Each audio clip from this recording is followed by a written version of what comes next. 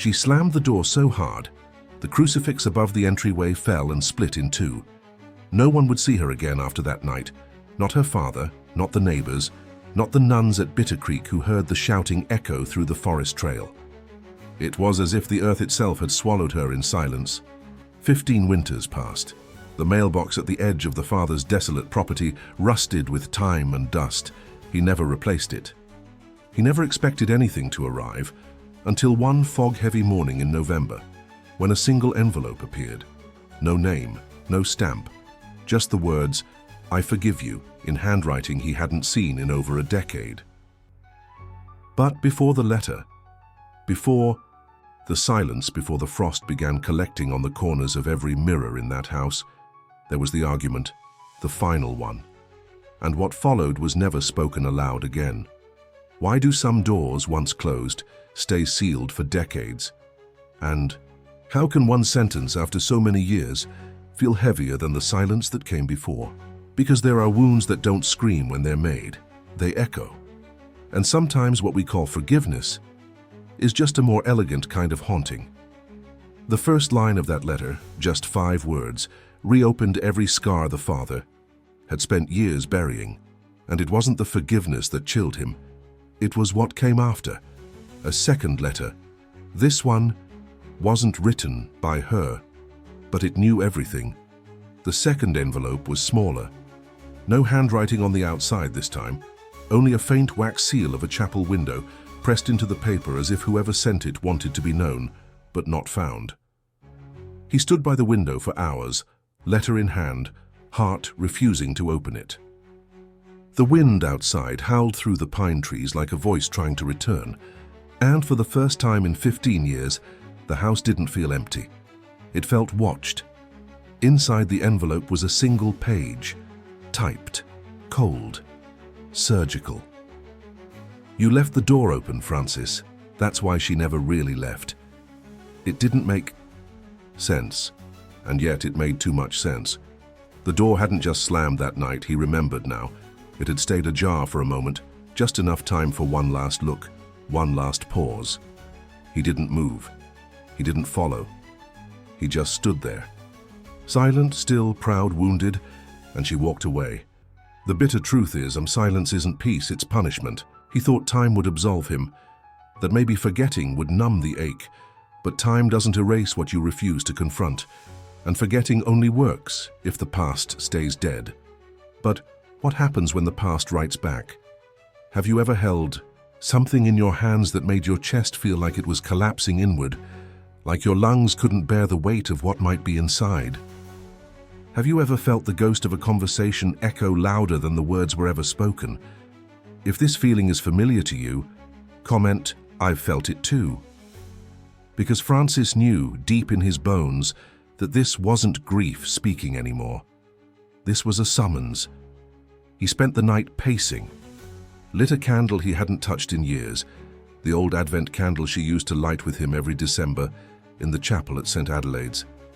The same one that had melted crooked from too many hours burning without supervision. It still held her fingerprint near the base. He kept it. Why? Because pain has a strange habit of becoming sacred when it's all you have left of someone. The wax glowed amber against the wood walls. Outside, the wind slowed. Snow fell in delicate spirals, silent as breath. Francis sat at the old piano bench she used to use for homework, the one with the chipped corner and ink stains.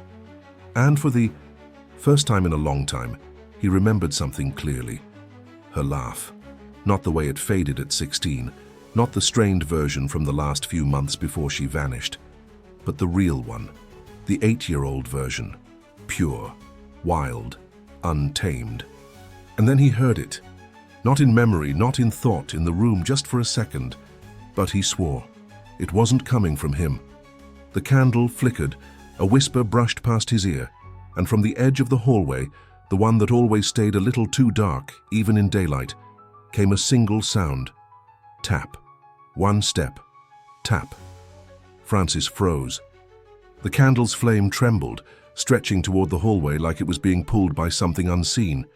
He turned slowly, eyes locked on the shadows beyond the frame of the doorway. But nothing moved. No sound followed, just silence. That heavy, sentient kind of silence that arrives only when something is being held back. He stood, the floor creaking under his weight, and walked toward the hallway. The darkness didn't retreat. It waited. And as he stepped inside it, a memory struck him, not like a thought, but like a knock to the ribs. It was the night before she vanished. She had come home soaked in rain, her jeans caked in mud, a cut on her cheek. He'd demanded answers. She'd screamed something about being watched and hearing things under the chapel. He thought it was drama, a tantrum, teenage hysteria. But then she said it. "You knew what happened there, Dad. You knew, and you stayed quiet." He remembered denying it, shouting over her, telling her to stop playing the victim. But what he remembered now was her expression, not angry, yet wounded, like he'd confirmed the very betrayal she feared the most, that he had known, that he had chosen silence. There had been whispers about Bitter Creek Convent for decades, about the crypt beneath the chapel, about a door that had been sealed shut after a girl from the nearby village went missing in 1974. But that was just a ghost story, wasn't it? Or maybe not. He entered her old room untouched for years. Dust hung in the air like breath frozen in time. On her desk, next to a faded photograph of the two of them in front of St. Adelaide's, was her old composition notebook. The one with the red leather cover. He opened it. Page after page of song lyrics, poetry, tiny sketches. But then, halfway through, a page he didn't remember. "There's something under the floorboards in the sacristy. They don't want us to go down there, but I heard her, she's still calling." Francis felt his knees weaken. Was this just the rambling of a frightened girl? Or had she actually heard something? Someone? A cold draft swept through the room. The candle's flame behind him extinguished with a soft snap, and in the reflection of the mirror on her wall he saw it. For a moment, just one, her silhouette, standing behind him, eyes full of sorrow, mouth moving. But no sound came. He turned. Nothing, only silence. Only the memory of a daughter who had tried to tell him something, and a father too proud or too frightened to listen. Downstairs, the mail slot creaked open again. A third envelope had arrived. This one had dirt on it, as if it had been buried. He stared at the envelope for a long time before touching it. It lay crooked on the floor, edges torn, the faint outline of soil pressed into the corners like it had been dug from the earth and carried by unseen hands. The scent of dampness clung to it, not like rain, like grave soil. Francis knelt slowly, heart pounding with the rhythm of something ancient and unspoken. His hands hovered over the letter, fingers trembling, not from cold but from the kind of fear that knows its name will be written inside. He peeled it open, no signature, no introduction, just 4 lines. She followed the singing, they told. Her it was sacred, but some doors aren't meant to be opened and some voices never left. His breath hitched. She followed the singing. He remembered now. Years ago, during one of the last arguments, she mentioned hearing chants late at night coming from the old forest chapel. Francis had dismissed it as imagination. But what if the singing was real? He turned to the kitchen cabinet. Behind the dishes and rotting pantry items, he found it. The small cassette recorder she used to carry everywhere when she was younger. The one she used to capture sounds, birds, thunderstorms, lullabies. He pressed play on the only remaining tape, static, then silence, and then chanting, faint, male voices, low, Gregorian, but off, wrong. The rhythm dragged, the Latin fragmented, and over the chants, something else, barely audible, a girl's voice, distant, whimpering, repeating the same phrase over and over again. I want to go home. Francis dropped the recorder. He didn't remember this. He had never heard this. His legs moved without his permission, out the door, into the bitter wind of Montana dusk, toward the forest chapel she used to visit every Sunday, toward Bitter Creek. It had been closed for 20 years after the fire, but the building still stood veiled in pine needles and fog. The bell tower cracked, the stained glass windows now dull with time. and as he reached the gate, he saw it. The chapel door was open. Not wide, but cracked. Just enough for someone to slip through. Francis hesitated. Something inside him screamed to turn back. That whatever he was about to find didn't want to be found, but love has a gravity stronger than fear. He stepped forward. Each creak of the wooden floor inside echoed like a heartbeat. Cold wind curled through the broken glass above the altar.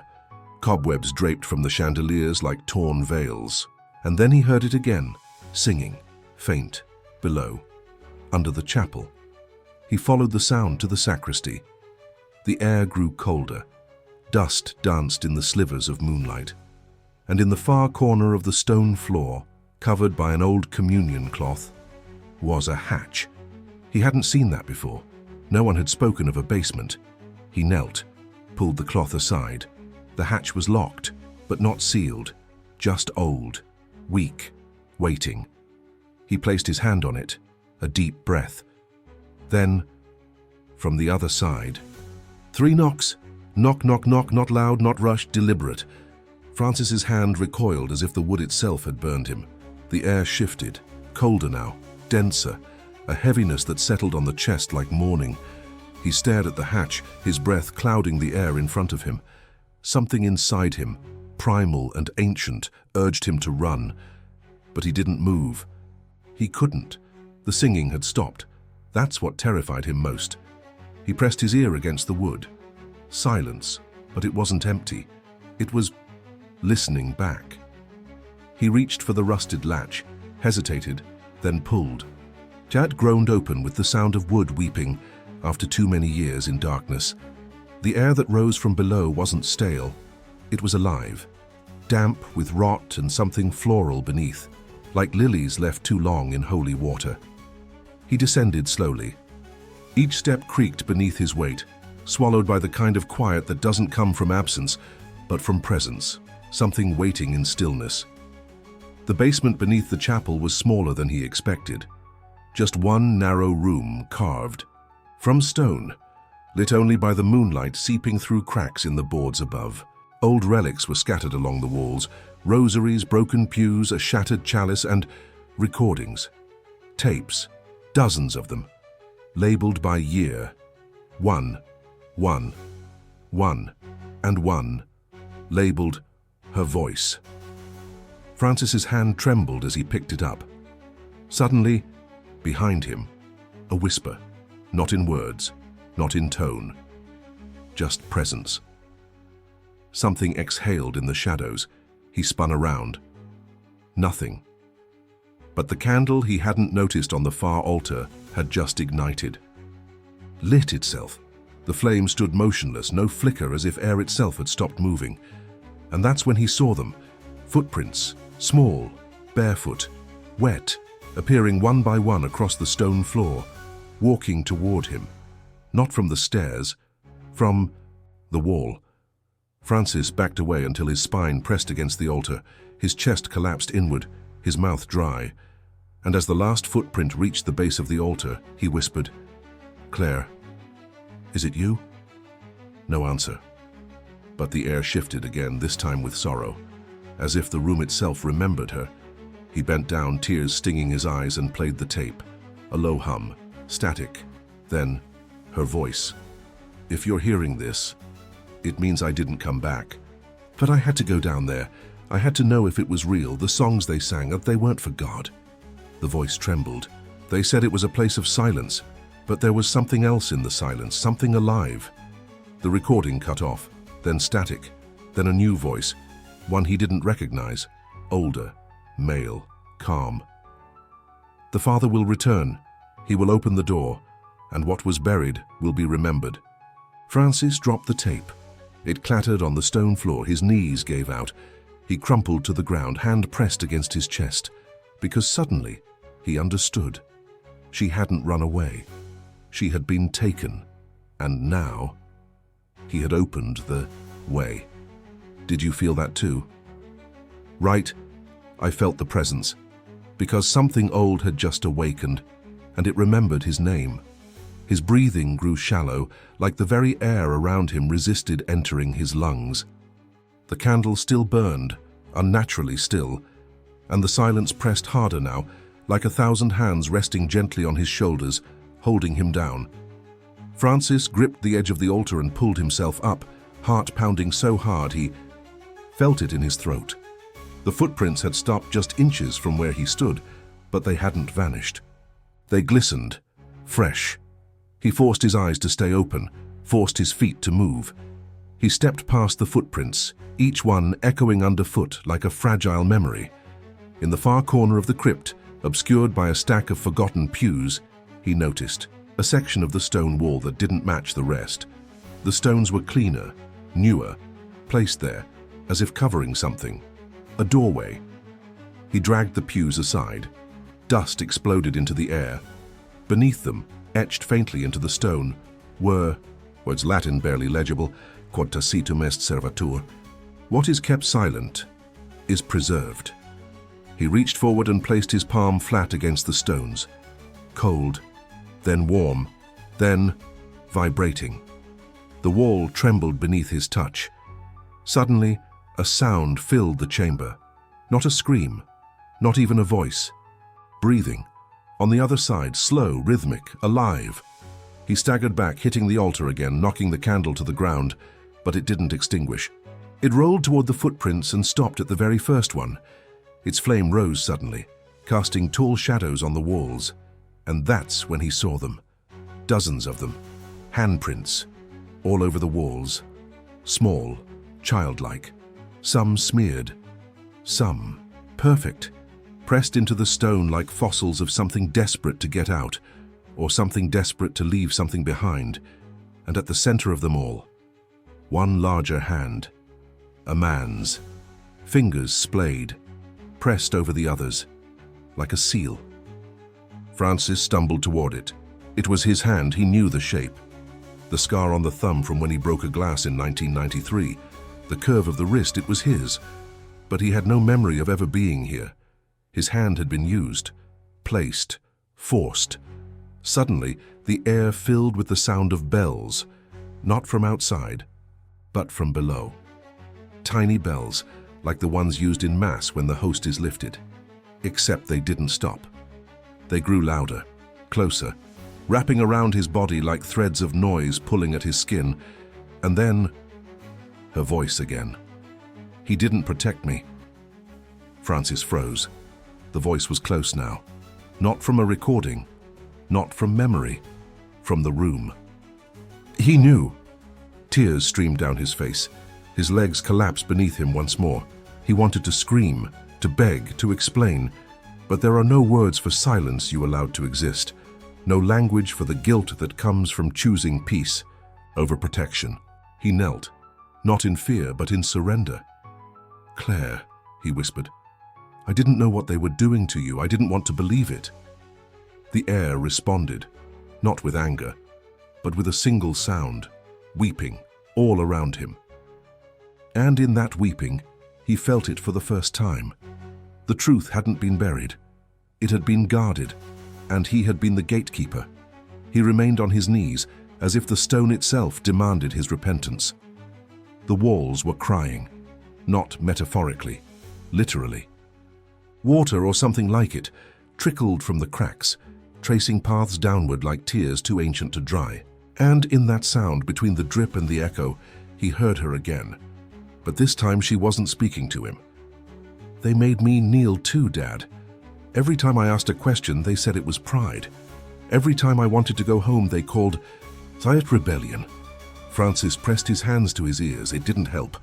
The voice came from inside, somewhere deeper than bone, somewhere memory couldn't protect him anymore. He stood, slowly, eyes wild, face pale. And for the first time in 15 years, the words escaped his mouth like rust breaking loose from a locked gate. "It was Father. Ellery, wasn't it?" The name echoed in the room like a curse. The bells stopped. The breathing ceased, and everything went still. He hadn't said that name in decades, hadn't allowed himself to even think it. Father Ellery, the man who baptized Claire, the man who came to dinner every Sunday, the man who told Francis she was gifted. that she should attend the sacred retreat with the other girls from the convent.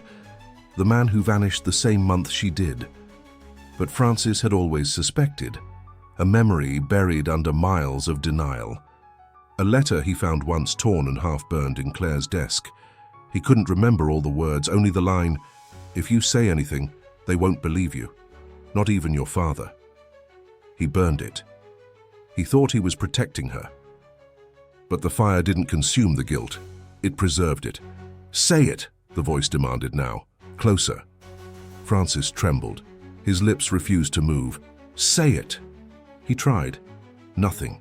Then another voice, older, deeper, not hers, his own, but from the past, from memory, and it played aloud in the room, like a tape looping.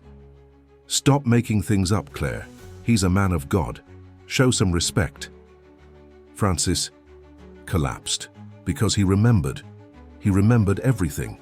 She came to him in tears. He told her to apologize. She begged him not to send her back. He did, and he never saw her again. "I'm sorry," he choked. "God, I'm so sorry." The weeping in the walls intensified. The handprints pulsed with a strange light, as though his confession unlocked something inside the stone. "They said if I forgave you, the door would open," she whispered. He looked up. The false wall where his handprint was carved was crumbling.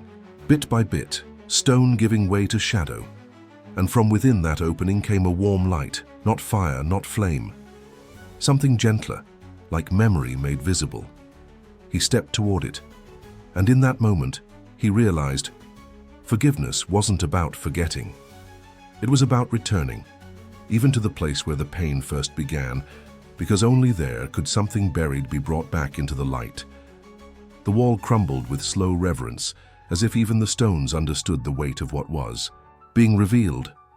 Behind it, no secret room, no hidden chamber, just a narrow corridor carved from black stone, leading downward in a slow spiral. The kind of descent that doesn't feel like movement, but like time unraveling. The air grew warmer, but not with life, with something ancient, like breath long held in the lungs of the earth. Francis stepped into the corridor, and the moment his foot crossed the threshold, the chapel behind him vanished into silence again. A final breath, a door closing not with sound, but with memory. As he descended, the flicker of light ahead pulsed gently, illuminating symbols along the walls. Old Christian icons, but warped. Faces of saints whose eyes had been carved out. Crucifixes twisted into spirals. Latin phrases etched backward as if mocking the sacred. He passed one inscription in particular that stopped him cold. Benedissimus tenebras quia lucem nos devoravit. We bless the darkness, for the light has devoured us. This wasn't theology. It was reversal, the final betrayal of everything sacred. And then he reached the bottom. A single room, circular, domed like a tomb. In the center, a wooden chair, chains hanging from the ceiling, a child's rosary hanging from one link, and surrounding it, journals, dozens of them, some open, some stained, all written in Claire's handwriting. He collapsed to his knees and opened one. The chanting stopped today. They said I passed the test, but I don't remember what I said or what they asked. My mouth moves when I sleep now. I think they put something inside me. Another page. They said my father knew, that he was the one who signed the paper, that he was afraid. Not of them, but of what I'd become. Francis felt bile rise in his throat. He had signed something years ago, a permission form. He never read it, just trusted the church. They told him it was for a retreat, a weekend of prayer. He had no idea it gave them legal custody for 96 hours. 96 hours in which anything could have happened, and something had. The light overhead began to dim, and in the darkness a voice rose, low, male, breathy. We told you the truth would rot you, Francis. He turned. A figure stood in the shadows of the archway, tall, robed, face hidden. Not a memory, not a ghost, but something that had waited. She was chosen, the voice whispered. She opened the door first. You just followed. Francis stepped back, his voice shaking. You did this to her. The figure tilted its head. You brought her to us. Silence. No denial. No rage. Just the unbearable weight of truth laid bare. Francis dropped the journal. His knees gave out.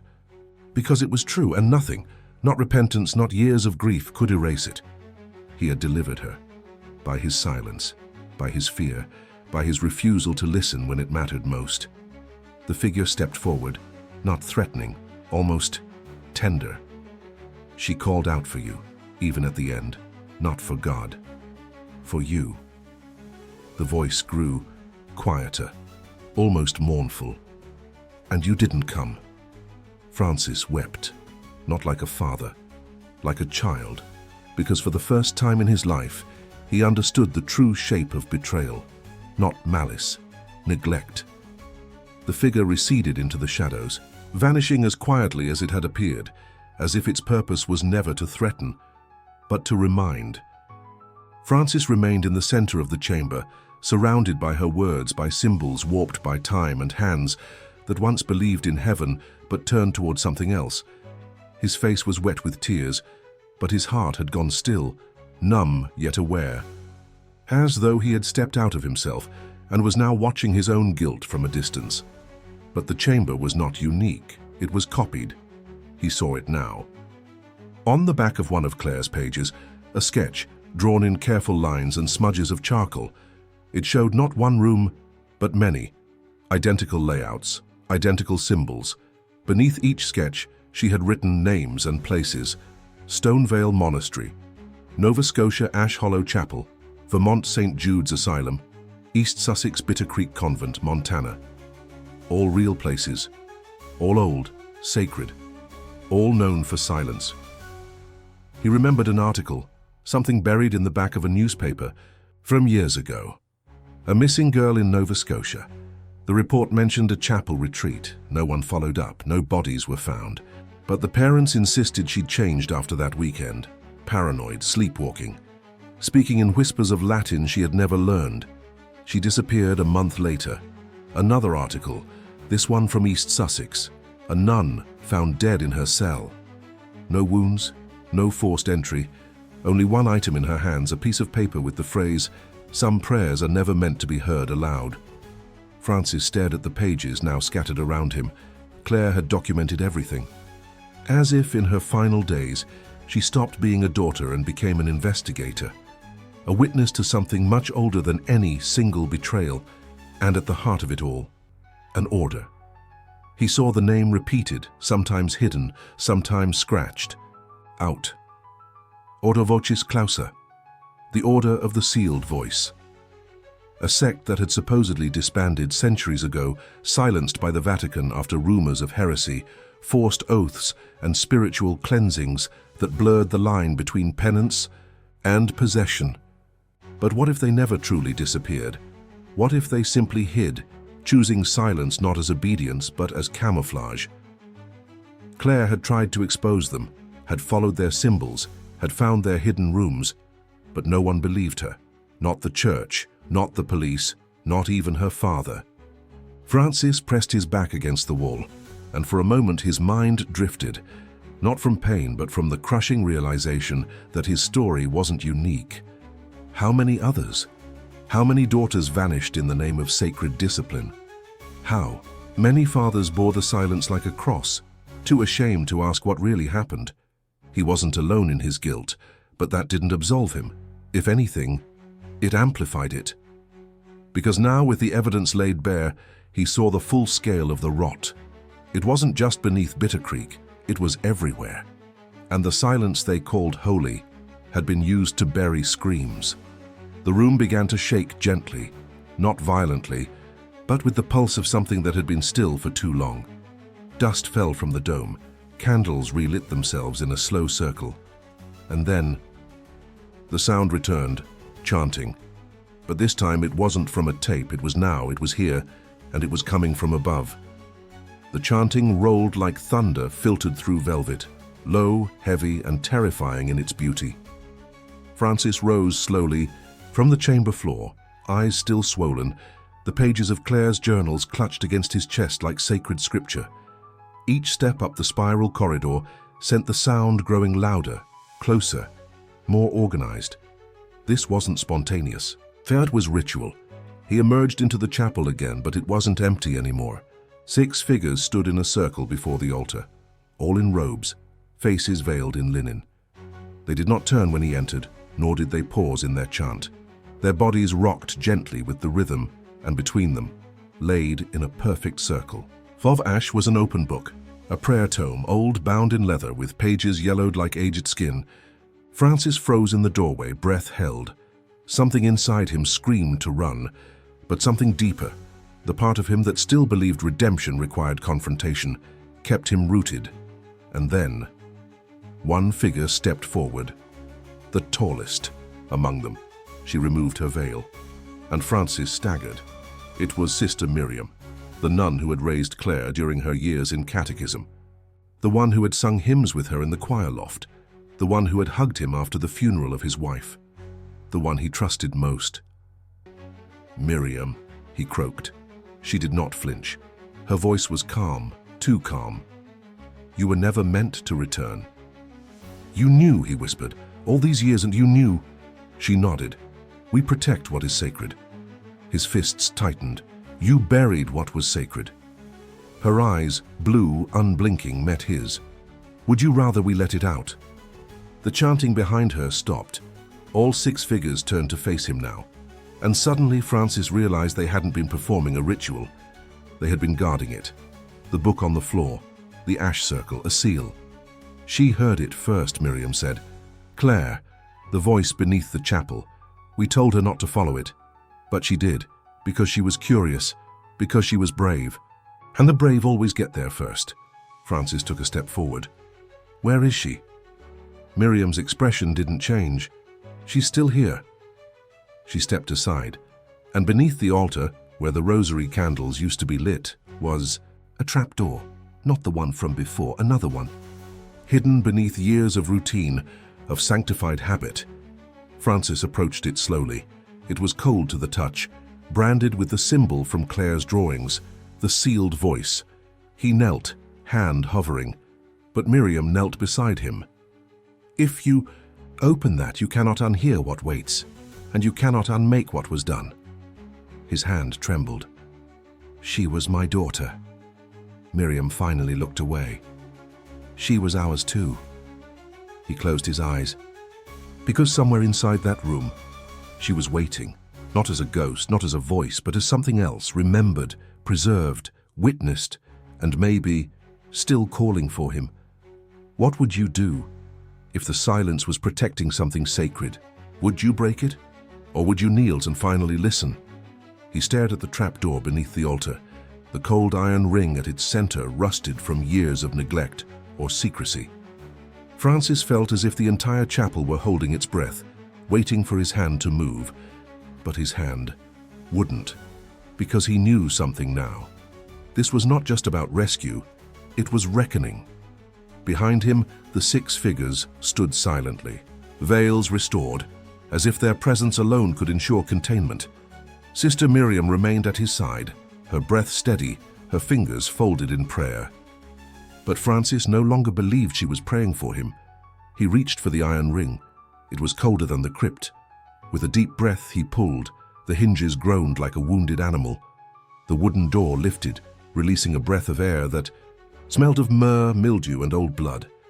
The steps descending into the earth were narrow and slick, carved from raw stone and lit by a distant glow, faint, golden, flickering as if alive. Francis turned to Miriam once more. "If I don't come back," she interrupted, her voice like a bell tolling in fog.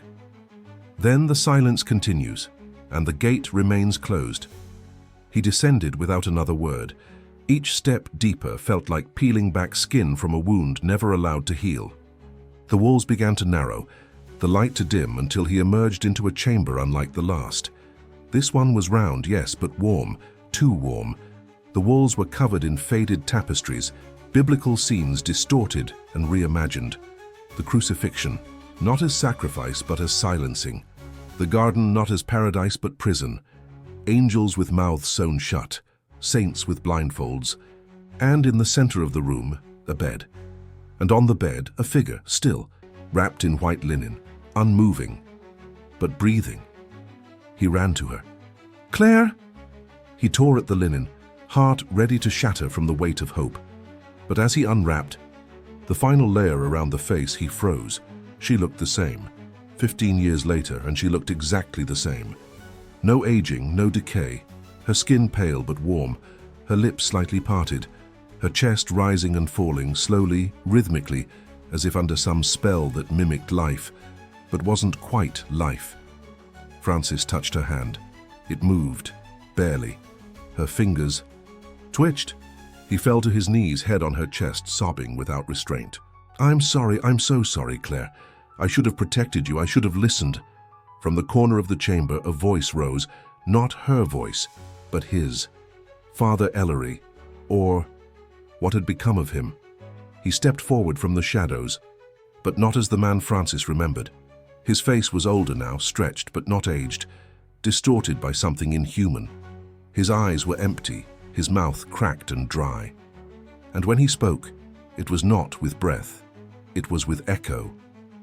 She listened. To the silence, that's what made her worthy. Francis stood slowly, shielding Claire's body with his own. "You did this to her." "No, she chose it. You think she screamed? She sang. She went willingly. They all do once they hear it." "You're lying." "Am I?" He raised a hand, and the chamber came alive. From the walls, other bodies. Wrapped like Claire, embedded in the stone. Girls, boys, dozens. Their faces peaceful, as if dreaming, as if waiting. "The world above is noise," Father Ellery rasped. "This is silence. This is devotion. This is where the voice of God can be heard without interference." "God had nothing to do with this." Ellery smiled, cracked lips bleeding slightly. "Then what voice do you think she's been listening to for 15 years? Claire's eyes opened. Francis gasped. They were wide, fixed, but not on him, on Ellery. She sat up slowly, her body moving like it remembered how, but barely, as if some part of her was still catching up to this world. "Claire." Her eyes flicked to her father, and then, finally, her lips moved. "He's in the walls." Francis turned. The chamber walls pulsed. The bodies were not dead, not fully. They were part of it, breathing, connected, singing in silence. He looked back to her. "I came to bring you home." She shook her head. "I never left. I became the silence. And now, so will you." Her hands rose, and so did the others. Hundreds of them, from the walls, from the floor, from the darkness above. The order had never been 6. It had never been a secret society. It was a choir, and she was the conductor. Francis backed away slowly, heartbroken in a way that could never be rebuilt. "Claire, please, I'm your father." Her expression softened. A single tear rolled down her cheek. "That's why I'll let you leave. But only you." The chamber began to quake. Stone splitting, chanting rising, Ellery screaming, not in rage but in ecstasy. The ceiling above cracked, revealing the chapel once more. The trapdoor opened, and the light poured in. Claire extended her hand. "One final time. Go, before it closes, before you forget who you were." He took her hand, held it, kissed it, and climbed. The moment he reached the top, the door slammed shut behind him. The chanting stopped. Miriam stood by the altar, alone. "You saw her?" He nodded. "Was she at peace?" she asked. His voice broke. She was peace. And then he left, walked out of Bitter Creek, out of Montana, out of the past. But every night since, he hears the silence, and sometimes if he listens closely, he hears her voice within it, not calling out, not screaming, just waiting. Francis did not speak of what he saw beneath Bitter Creek for a long time. He wandered mostly. Small towns, long roads, motel rooms with torn curtains and cold floors, places where no one asked questions and names were just passing winds. He carried with him only one thing, the journal Claire had left on the stone table near her chamber. She had placed it there on purpose. It wasn't like the others. It wasn't for research or warning. This one was for him. If you ever read this, it means you finally saw me, and if you saw me, you finally heard it. Now maybe we can both be free. He read those words every morning, as if they were scripture. But they weren't comforting, they were confessional. Claire had made a choice, and so had he. But what haunted him most wasn't her transformation. It was that she had forgiven him first. Long before he deserved it, he remembered the second letter, the one that arrived before everything unraveled. I forgive you. At the time, he thought it was closure. Now he knew it was invitation, a final mercy offered not out of obligation, but understanding, the kind of forgiveness that burns, not heals, that shatters before it soothes. Francis found work in a church in New Mexico. Quiet, remote, not as a priest, he was never ordained. He swept floors, cleaned pews, lit candles. No one asked about his past, and he never offered it. Sometimes he'd sit in the back during evening, mass and whisper prayers to a God he no longer understood, but couldn't let go of. She's still down there, he'd say to the silence, still singing. He never received a response, until one day, he did. A letter. No return address, postmarked from Nova Scotia. Inside, a photograph, black and white, a chapel, Stonevale Monastery. And on the back, a message. She's not the only one. He stared at the image for a long time, the bell tower, the stained glass, the symbol carved above the doorway, the one Claire had drawn so many times, the sealed voice. The door wasn't just opened in Montana, it was echoing. Francis had a choice, run again or return. He packed his things, one journal, one candle, one key, and boarded a bus heading east. Nova Scotia was colder than he remembered, or maybe he was just older. He arrived under grey skies and the kind of wind that wraps around the ribs, reminding you of everything you buried in the marrow. Stonevale was mostly ruins now, technically closed since the late 90s after a fire that no one ever fully investigated. Locals said the place was haunted. Others said it never should have been built. But the front gate was still open and no one stopped him. The chapel was hollowed out. Roof collapsed. Pews burned to stumps. And yet, the altar remained, and behind it, a hatch exactly like Bitter Creek. He stood above it, hand on the rusted handle, and asked himself a final question. Is this atonement inyo or addiction? Was he seeking forgiveness? Or repeating the wound, hoping this time it would bleed clean? He didn't answer. He descended. The corridor beneath Stonevale was wider, colder. The air was thicker. The walls hummed, not with sound, but with the memory of sound. Francis felt it before he heard it. The chanting, farther this time, deeper. He walked for what felt like miles, and then he reached it. A chamber, circular, stone, and in the center, a young girl wrapped in linen, sleeping. Not Claire, another. He didn't know her name, but he recognized the posture, the peace, the stillness that isn't really stillness. And behind her, another man, not Ellery, but wearing the same robes. Eyes open, watching. Francis stepped forward. I know what this is now. The man tilted his head. Do you? You call it silence, but it's not. It's submission. The man smiled. Submission is the only path to peace. Peace isn't silence. Peace is truth. Francis stepped closer. And the truth is, this ends with me. He reached into his coat. The journal, Claire's journal. He laid it gently beside the girl, then he reached into his other pocket. The candle, the one Claire had melted so many nights as a child. He placed it at the foot of the bed, lit it, and the flame burst higher than it should have, licking the air with a golden roar. The chamber responded. The walls groaned. The sleeping girl stirred, and for the first time, Francis heard her voice, not aloud, but inside. I don't want to be here. He took her hand. The man behind him screamed, not words, but something older. The chamber shook, but Francis didn't let go. You're not alone anymore, he whispered. And with a strength he didn't know he had, he lifted the girl. Carried her back through the corridor even as it collapsed behind him. Stone crashing, ash rising, the voice of the order screaming. But he walked and he did not look back. They emerged beneath the broken bell tower as dawn broke. She clung to him like a child clings to sound after too much darkness. She didn't speak, but she didn't need to. They lit a candle together that night back in a motel room outside Halifax. She placed it on the window, watched it flicker. "Who are you?" she asked. He smiled, exhausted. "Someone who didn't listen before, but now I hear everything." And when she finally slept, Francis knelt beside the bed and prayed, not for redemption, not even for peace, but for one more chance to keep the door shut, this time from the outside. Francis didn't sleep that night. The girl, he had learned her name was Elena, slept deeply without movement, as if her body was still learning how to be in this world again. She clutched a small rosary, not her own, but one he had found tied to her wrist in the chamber beneath.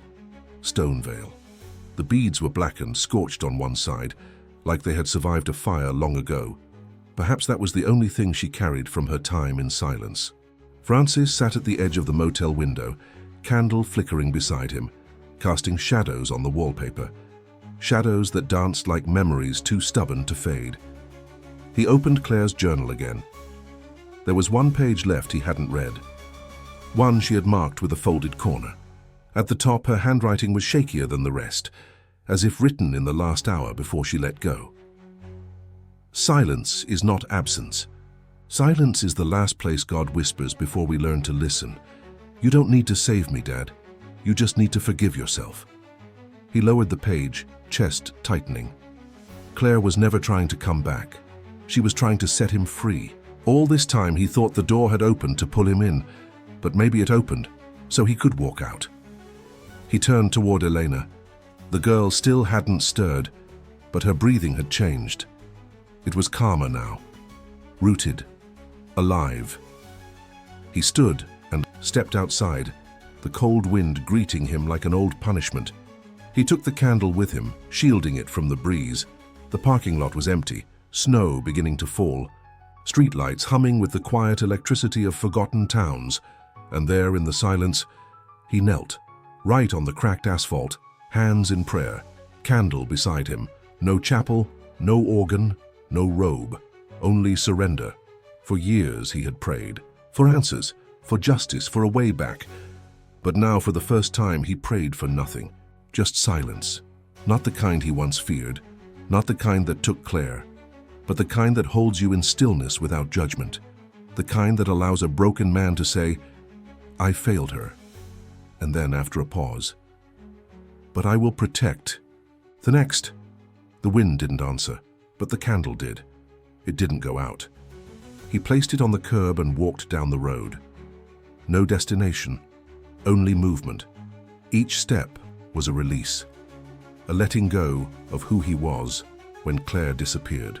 Tale shedding of the man who let silence do the speaking. He stopped at a field, overgrown, forgotten. There was an old oak tree at its center, limbs gnarled like a grandmother's hands reaching for something lost. He dug there, with his bare hands, fingers bleeding against rock and root. He buried the journal beneath it, page by page, torn slowly, reverently, like scripture. And as he laid the final sheet into the soil, he whispered, "This story ends here," but her voice won't. He stood covered in mud and blood and pressed his palm to the bark. For a moment the wind stopped, and in the stillness he heard it.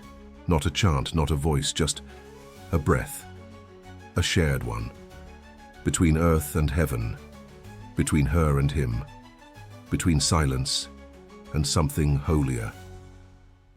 Then he walked back. Elena was sitting up when he returned, eyes wide, alert. "You left the candle," she said softly. He nodded. "It wasn't mine to keep." She watched him, like she was still deciding whether or not to trust the shape of the world outside that chamber. What now? He sat beside her. "Now we find others. There are more?" He didn't answer. He didn't need to. She saw it in his eyes, the same way Claire once saw it in his silence. But this time, it meant something different. Not guilt, calling. He looked out the window. Morning was coming, and with it, the first light he hadn't been afraid to face in 15 years. That morning they left together. No maps, no plans, only a new kind of silence between them. The kind that listens, the kind that heals, the kind that remembers. And somewhere beneath layers of earth and years and prayers, half whispered and never finished, Claire remained, not lost, not buried, but kept, not as a sacrifice, but as a sentry, watching, guarding, waiting, until the last sealed voice learns how to sing again. Months passed. The world didn't seem as loud anymore. Francis and Elena traveled mostly by back roads, quiet highways that curled through forgotten towns like veins in an old hand. They slept in motels where the lights buzzed all night and the coffee tasted like memory. And in all that movement, something sacred returned. Stillness, not the kind that binds or silences out of fear, but the kind that allows room for breath, for healing, for remembering. They spoke little, but when they did, their words came softly, like confessions in candlelight. "Sometimes I still hear the others," Eleanor whispered one night, her head resting against the passenger window. "What do they say?" Francis asked. She didn't answer right away. Her eyes stayed fixed on down. The trees rushing past under the moon. "They say they're not alone." Francis nodded slowly, because he felt it too. The sense that they were being watched, not by something hunting, but by something waiting. The spirits of the sealed, those who had been taken and twisted by the silence of others. Not just girls like Claire, not just places like Bitter Creek, all of them, every chapel with locked cellars, every convent where the doors were nailed shut and the records burned, every priest who left mid-sermon and never came back, every child who saw things others dismissed. They were all part of it, and now so was he. They didn't have a plan, but Francis began to recognize the signs. An old cross tilted backward over an abandoned rectory, a window stained with symbols Claire once drew in the margins of her notebook, a chapel where no birds ever landed on the steeple, and always the faint scent of myrrh in places no one had entered in years. When he found such places, he went inside alone.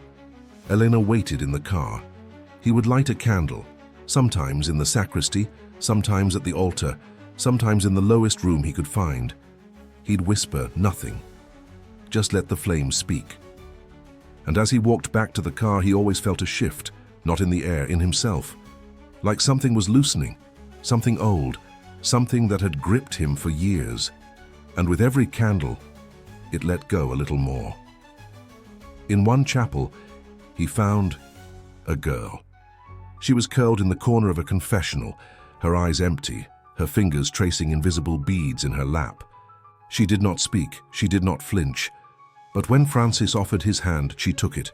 She rode with them in silence for 3 days before whispering her name, Marisol. A week later, they found a boy, alone, trembling in an abandoned schoolroom beside a parish in Illinois. He had bruises in the shape of rings on his wrists. He refused to speak for 5 days. Then one morning, over breakfast, he said quietly, "They told me I would forget my parents." "Did you?" Francis asked. "No," he said, "but I forgot my own voice." They kept driving. By spring, there were 7 of them. Francis had sold the truck. They now traveled in a van, old, rusted, loud in the mornings. But it ran, and the children? They didn't act like victims. They sat together in silence, ate together, slept in motels together. But something in their eyes had changed. Not innocence, not peace, but presence. They were here now, back in the world, still marked, still sacred. One night, Francis took them to a hill overlooking an old lake in Vermont. It was quiet. Fog rolled in like memory. They all stood in a circle. He pulled from his pocket 7 candles and lit each one. No words, just light. The wind did not blow them out. Eleanor stepped forward. She held in her hand the rosary Claire once wore. She placed it in the grass between the candles. "For the ones who never came back," she whispered. Francis knelt. So did the others. Together they bowed their heads. They didn't pray, they remembered. Because sometimes remembrance is the most holy thing we can offer. And as they sat there, wrapped in stillness, Francis thought back to the first letter, the one that changed everything. "I forgive you." He had held those words like a wound. Now, they felt different. They weren't closure. They were opening. A door not to the past, but to a future where silence was no longer protection, but presence. He would never stop grieving. Not really. But grief, when shared, becomes something else. It becomes devotion. And that's what this was now. He wasn't running from anything. He wasn't even searching anymore. He was carrying stories, carrying names, carrying voices that had once been sealed in stone, and now to learning to speak again. Even if it was only through candlelight, even if it was only in silence, even if it was only in the space between breaths. That night before sleep, Eleanor sat beside him and asked, "Will we ever stop?" Francis shook his head gently. "Not until every door is closed, or opened the right way." "And if we don't find them all?" He turned to her, eyes clear, voice steady. "Then we keep lighting candles, one by one, until the dark forgets how to be dark." And she smiled. For the first time in months, not because the pain was gone, but because someone finally understood it. The last candle they lit was in a chapel with no roof. The rain fell straight through the broken beams, soaking the pews, blurring the stained glass windows into watercolor ghosts. It was somewhere in southern Oregon, a place with no name on the map, just a rusted sign that read, "Our Lady of Vi." The forgotten. They didn't plan to stop. The van just stalled there as if drawn. The children stayed close as Francis walked up the stone steps. Eleanor followed. The doors were already open. No altar, no choir loft. Only silence and the faint smell of earth reclaiming what once was sacred. Still they lit the candle. One flame, no prayer, just memory, just presence. Francis knelt, eyes closed. He no longer asked for forgiveness. He no longer waited for signs. Now he simply listened. And this time, the silence was not empty. It was full, with breath, with names, with stories. He heard her voice again, not in pain, not in distance, but beside him. Claire, not calling, not crying, but watching, as if proud, as if home. The flame didn't flicker, not once.